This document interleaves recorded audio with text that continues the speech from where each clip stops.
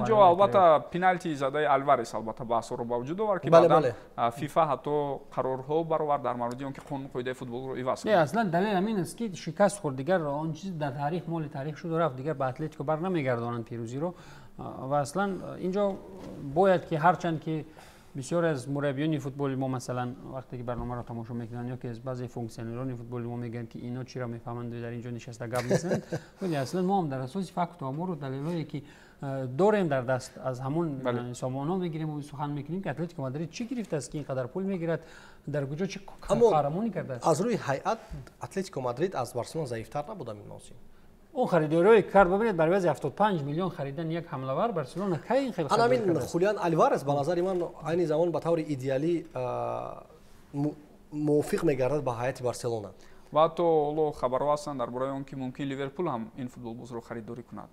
الوارز رو بعد از اون دوره رفتن از منچستر سیتی بارسلونا خرید، اما مشکلات مالیوی امکان داد که این کار انجام دهد. با سیستم بارسلونا بسیار درست میگیرد این